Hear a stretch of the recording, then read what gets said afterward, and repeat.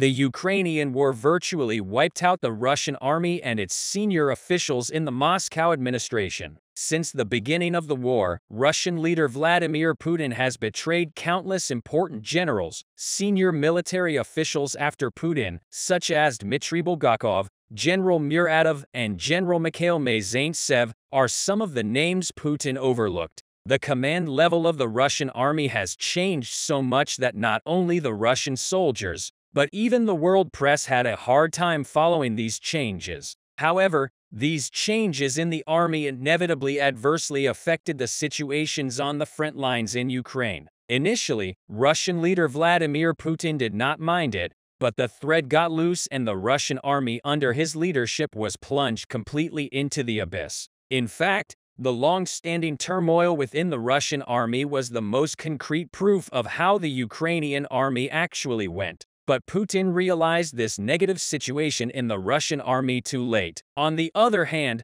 the Russian leader had very limited time to find a solution to this huge problem. For this reason, especially nowadays, Russian leader Vladimir Putin makes an effort to put the responsibility of the bad course of the Ukrainian occupation on someone. Recently, Vladimir Putin found the victim he was looking for. This person is Admiral Sergei Avakyants, the head of the Russian Pacific Fleet. Putin fired Admiral Sergei Avakyants, who was at the top of the Russian Pacific Fleet, from his post. This scandal within the Russian armed forces created an event on the agenda. In fact, Russian officials put forward several reasons for the dismissal of Sergei Avakyants, one of Russia's most respected commanders who has been in charge of the Pacific Fleet for over a decade. Leaks in Russia suggested that this was due to the unsatisfactory state of readiness of the Pacific Fleet and numerous errors in the Russian admiral.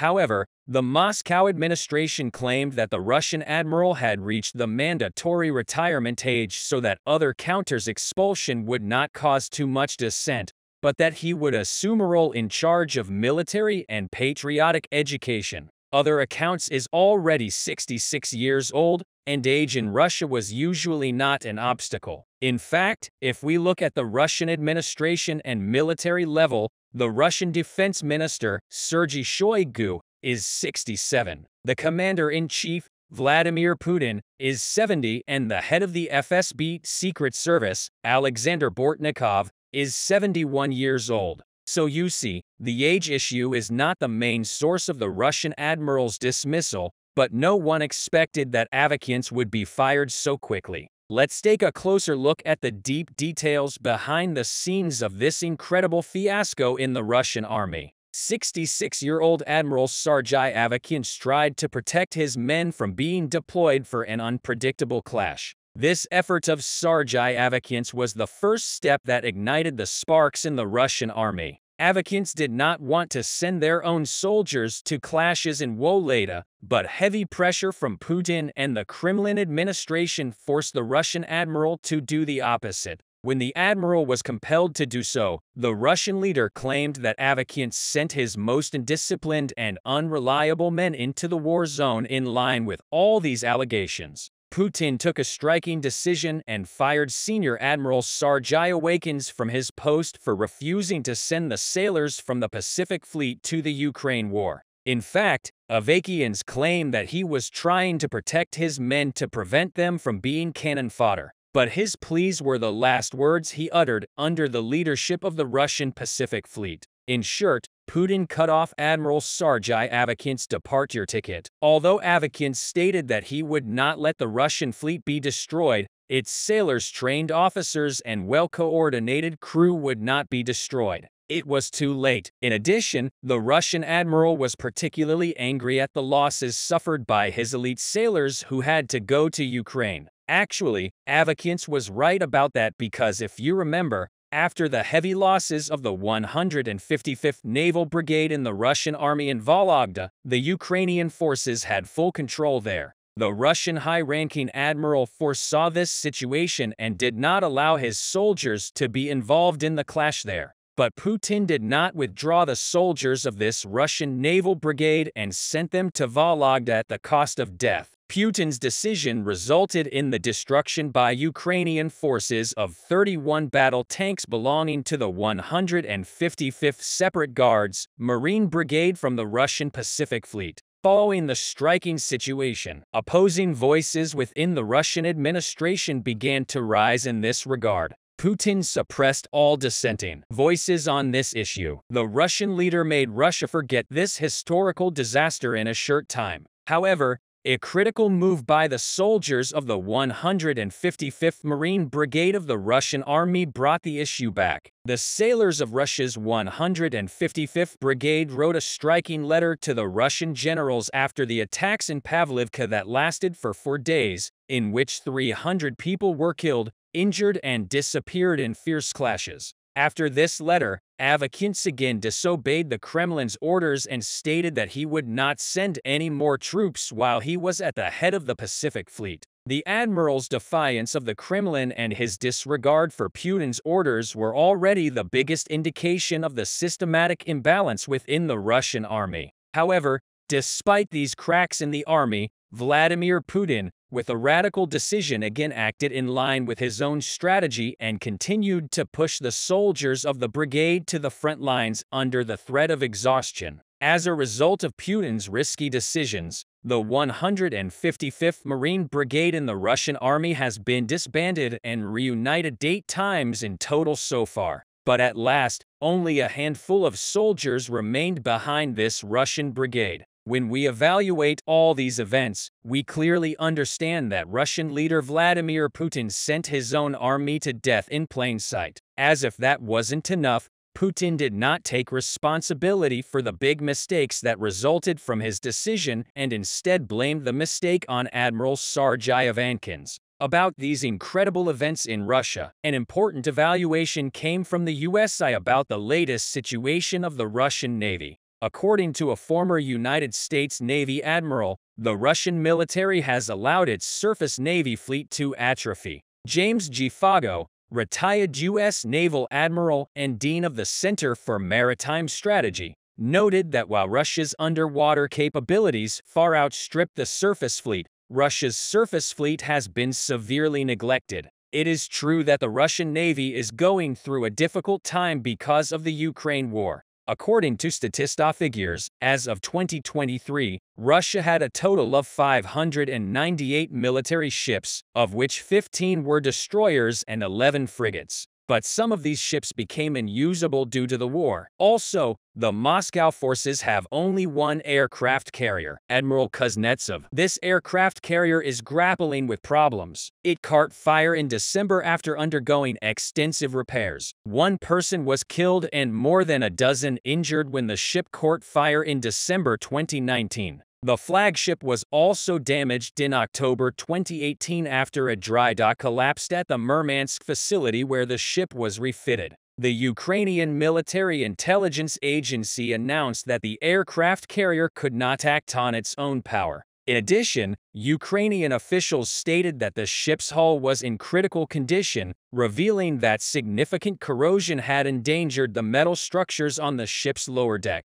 In summary, although Russian leader Vladimir Putin blamed someone else and fired Russian generals and important senior officials, the situation of the Russian army is clear. By following such a policy, Putin will only bring his own navy back to the former Soviet Russia era.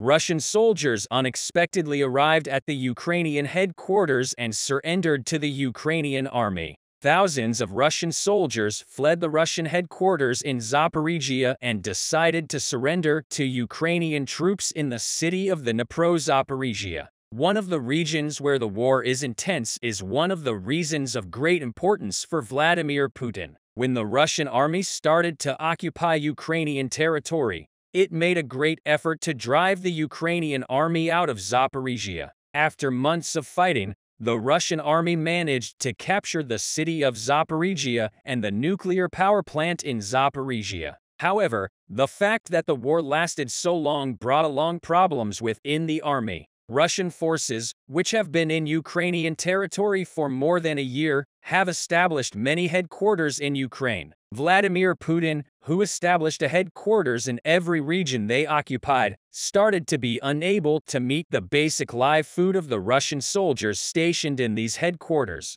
After a while, as Russian soldiers started to suffer from shortages of food and medicine, it started to create some problems within the army. These minority soldiers, especially the minority soldiers who fought with the Russian army in Ukraine, began to lay down their arms in protest against Vladimir Putin. These minorities, who felt with Russian soldiers, began to think that Vladimir Putin treated minority soldiers in the Russian army as second-class people and did not value minority soldiers. This news, which we have come across frequently lately, confirms what minority soldiers say. In a recent news report, minority soldiers serving in the Luhansk region decided to lay down their arms and caused chaos in the headquarters. The Russian soldiers in the headquarters were very angry after the minority soldiers decided to lay down their arms, and there was a big commotion in the headquarters. As a result of this fight between Russian soldiers and minority soldiers, many soldiers were injured as a result of the intervention of the Russian unit commander at the headquarters. A major disaster was prevented after the uprisings in the Russian army started to increase. Vladimir Putin tried to control the Russian headquarters by sending the Russian National Guards called Rosgvardia to Ukrainian territory as a precautionary measure. The Russian National Guard, known for their loyalty to Vladimir Putin, was tasked with arresting Russian soldiers who committed and disciplined and disobeyed orders within the army. Putin's move helped quell most of the rebellions within the army. Today, however, Vladimir Putin went berserk when he learned that Russian soldiers on their way from the Russian headquarters in Zaporizhia had surrendered to Ukrainian troops. The headquarters in Zaporizhia region, which previously belonged to Ukrainian forces, was captured by the Russian army after the invasion of Russian forces. Russian soldiers in desert quarters, where Russian troops have been stationed for a long time, have been causing problems within the headquarters for several days and have been expressing their desire to leave Ukraine. Although Vladimir Putin has suppressed the rebellions within the army, he still has problems with the delivery of supplies and ammunition to Russian headquarters in Ukraine. Due to the Ukrainian army's recent air strikes on the Russian forces, supply routes, and the winter conditions, Putin is finding it very difficult to deliver ammunition and food to these headquarters. The Russian headquarters in Zaporizhia is one of the headquarters where ammunition and supplies are not being delivered. Russian soldiers in the headquarters say that they do not have access to sufficient food and are fed only one meal a day. In addition, Russian soldiers who cannot find doctors and medicines in case of any illness have run out of patience, unable to endure this situation any longer. Russian soldiers plan to leave the headquarters late at night and surrender to Ukrainian forces. The majority of the soldiers in the south corridors, where there are 1,500 Russian soldiers, left the headquarters late at night. The Russian soldiers who were on their way to surrender to Ukrainian forces in the city of Dnipro approached the city of Dnipro,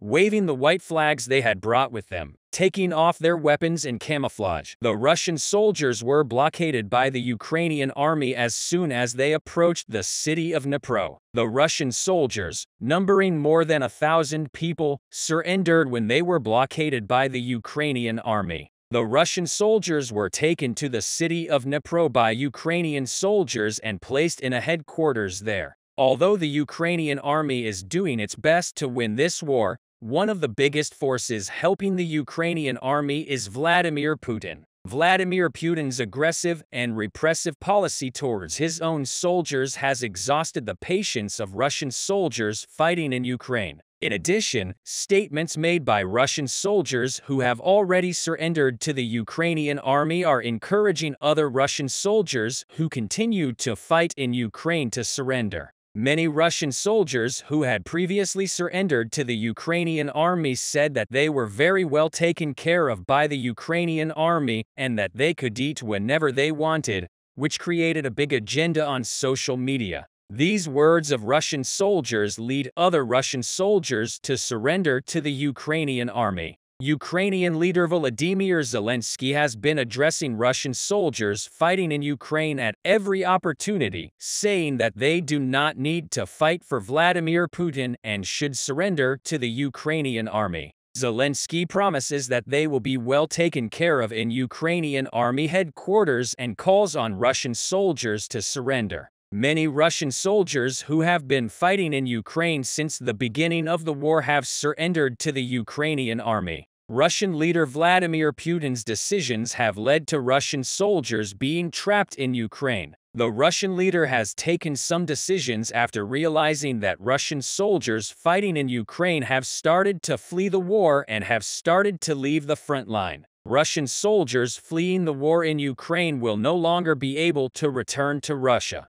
Russian soldiers who somehow managed to enter the borders of Russia will be tried with imprisonment if they are detected. Putin has started to try soldiers fleeing the war with a prison sentence of between 5 and 10 years. Putin's decision did not prevent Russian soldiers fighting in Ukraine from fleeing. Many Russian soldiers either surrendered to the Ukrainian army or defected to foreign countries. The statements of Andrei Medvedev, a Russian commander who managed to flee to Norway in recent months, give us a better understanding of the confusion within the Russian army. Medvedev, a Russian commander working with the Wagner mercenaries, is one of the commanders who was not allowed to leave Ukraine despite the expiration of his contract with Wagner. Wagner company founder Yevgeny Prigozhin does not allow Russian soldiers to leave Ukraine after their contract expires. Andrei Medvedev stated that many Russian soldiers who refused to fight in Ukraine were forced to fight. Medvedev stated that Russian soldiers who refused to fight were beaten and that Russian commanders even shot Russian soldiers who did not want to fight. It was known that such inhuman incidents took place among the Wagner soldiers. But hearing this from a commander who served in Wagner himself made everyone shudder. Another interesting thing Medvedev admitted was the truth about the prisoner soldiers sent to Ukraine to fight. The founder of Wagner, Yevgeny Prigozhin, gathered a large number of prisoners from prisons in Russia and sent them to fight in Ukraine in exchange for their freedom. In response to the backlash, Vladimir Putin announced that if these prisoners lost their lives, their families would be paid a large sum of money. According to Medvedev's statements, many prisoners, soldiers serving in Ukraine lost their lives, but these soldiers were reported as missing. The Russian government certifies these soldiers as missing in order to avoid paying this money to the families of the dead prisoners. Medvedev's statements shocked the whole world. It seems that Russian President Vladimir Putin continues to pursue an aggressive policy not only against the Ukrainian army, but also against his own soldiers. Today, a lot of news is coming from the east. Here the Ukrainians have been preparing for a big counterattack in order to reset Russian advances and force them to commit more resources to Bakhmut at the expense of their massive offensive operation. As a result, the Russians lost their positions on the hills above Ivanovsky, which is equal to 2 weeks of progress when it comes to Bakhmut. Previously, I told you that the Ukrainians have relocated certain troops from Konstantinovka to the classifier area and started preparing for a counterattack. I also told you that because the Russians created a very narrow pathway, they created perfect conditions for a flank attack. Today it was confirmed that the Ukrainians had conducted a counterattack precisely in this region. The attack was reportedly conducted from 2 sides. The first one to cut them off and the second one to force them to step back. Russian sources only reported the fact of the counterattack, while Ukrainian sources indicated that the Russians were pushed away from the hills. This is a significant development because it allows the Ukrainians to preserve control over the logistical routes that supply Bakhmut. The head of the Wagner group that is trying to cut Ukrainian supplies explained yesterday why the Ukrainians are still holding Bakhmut. He said that apart from the 3 main roads, there are more than 10 small roads that go along the tree belts and connect Bakhmut and all other villages in the area with the mainland. Other military analysts stated that current weather allows to use these roads with ease, even with regular cars, let alone Humvees. So even if the Russians had enough artillery support in this region to constantly shell the main roads, it would not affect the number of supplies arriving at Bakhmut. Having said that, the Russians showed incremental progress to the north of Bakhmut. Here our geolocated footage confirmed that a small Russian assault group had come out of the ravine, crossed the road, and assaulted Ukrainian positions in front of Baryuk. The situation in Paraskovia is extremely difficult but under total Ukrainian control. Some Russian sources suggest that this group is completely cut off from the mainland and that they will be encircled within several days. However, the same claims were floating around Krasnohorivka, which was virtually encircled for weeks. The day the footage was released of how Ukrainian soldiers were withdrawing from Krasnohorivka. As you can see, they were not in a rush and the withdrawal was prudently conducted. This shows that the Ukrainians are tightly controlling the situation on the ground, have all the contingencies worked out, and are timely adjusting to the new developments as they unfold. The same situation is happening right now around Palisivka. Despite the seeming encirclement, they know how many trenches in front of the highway are still under their control. And when the Russians pass the 3 belt lines and are ready to assault the forest, the Ukrainians will withdraw from Palisivka as well. The fact that the Ukrainians refuse to give away their positions unless absolutely necessary requires the Russians to spend significantly more time, and time is working against the Russians because the snow will start melting already next week. Overall, the most intense fights are happening to the north and south of Bakhmut, where the Russians are trying to create a breakthrough to close the pocket and capture everyone inside. Their main goal was to reach the 2 biggest highways, but once they achieved it, Russian commanders realized that the pocket is too big to control and that there are too many field roads that the Ukrainians are using on a continuous basis. Some Western reporters are raising concerns about Bakhmut because the city finds itself deep in the cauldron, which can rapidly close. However, the fact that the Ukrainians are controlling another major town on the hill, Joseph Yari, will not allow the Russians to advance here easily. And today we saw how the Ukrainians conducted a successful counterattack and pushed the Russians from the hills. The Institute for the Study of War also continues to assess the defense of Bakhmut as the key Ukrainian effort, because if the Russians continue spending their resources here without achieving reasonable results, then the Ukrainians will buy themselves enough time to prepare and launch their counter-offensive operation. So considering all the factors, it is still too early to talk about the Ukrainian withdrawal from Bakhmut.